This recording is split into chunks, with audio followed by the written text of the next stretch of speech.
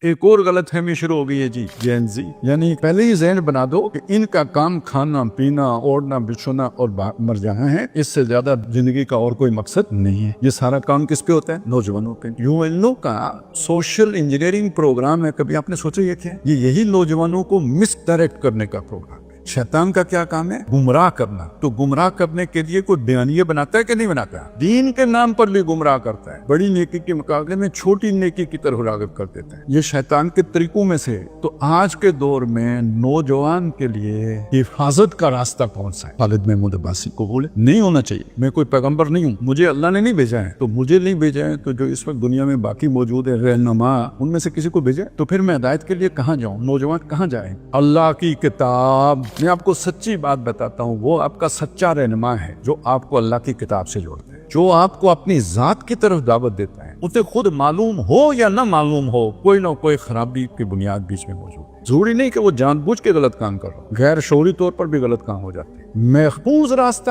اللہ کی کتاب ہے۔ سورہ آل عمران میں اللہ نے فرمایا وَمَن يَعْتَصِم بِاللَّهِ، جو اللہ سے چمٹ گیا، فَقَدْ هُدِیَ إِلَىٰ صِرَاطٍ مُسْتَقِیم، وہ سیدھی راہ پر گامزن کر دیا گیا۔ ایک تو اس میں پرفیکشن ہے، یعنی کوئی فعل پرفیکٹلی پایا تکمیل کو پہنچ گیا، یعنی وہ ہدایت اسے مل گئی، اس نے خود اچیو نہیں کی، ہم نے اسے دے دی۔ تو اللہ سے کیسے چمٹے؟ ایک آیت کے بعد آ گیا وَاعْتَصِمُوا بِحَبْلِ اللَّهِ، اللہ سے چمٹنے کا مطلب ہے اللہ کی رسی سے چمٹو، اور حدیث میں واضح کر دیا گیا کہ اللہ کی رسی اللہ کی کتاب ہے۔ هُوَ حَبْلُ اللَّهِ الْمَتِينُ، یہ اللہ کی مضبوط رسی ہے، قرآن مجید۔ مَمْدُودٌ مِّنَ السَّمَاءِ إِلَى الْأَرْضِ، آسمان سے لے کے زمین تک یہ تنی ہوئی ہے۔ طَرَفُهُ بِأَيْدِيكُمْ، اس کا ایک سرا تمہارے ہاتھوں میں ہے، وَطَرَفُهُ بِيَدِ اللَّهِ، اور دوسرا سرا اللہ کے ہاتھ میں۔ تو اللہ سے جڑنے کا طریقہ کیا ہوا پھر؟ جو اللہ سے جڑی رسی آ رہی ہے اسے پکڑ لو، اور حدیث میں پتہ ہے کیا الفاظ ہیں؟ مَنِ ابْتَغَى الْهُدَىٰ فِي غَيْرِهِ، جس نے ہدایت تلاش کی اس قرآن کے علاوہ کہیں اور سے، اَضَلَّهُ اللَّهُ، اس کو اللہ گمراہ کرے گا۔ جو قرآن کی طرف آئے گا اسے ہدایت کون دے گا؟ اللہ۔ اور جو قرآن سے ہٹ کر کسی کے پاس ہدایت کی تلاش میں جائے گا اسے گمراہ کون کرے گا؟ اللہ۔ تو نوجوانوں کا مجھے بتائیں اس مخلص خیر خواہ رہنما کون ہے جو انہیں اپنی ذات سے جوڑے، اپنا فعل بنائے، یا جو اللہ کا فعل بنائے، جو اللہ کی کتاب کا فالوور بنائے؟ یہ آپ کا سچا رہنما ہے۔ اس سے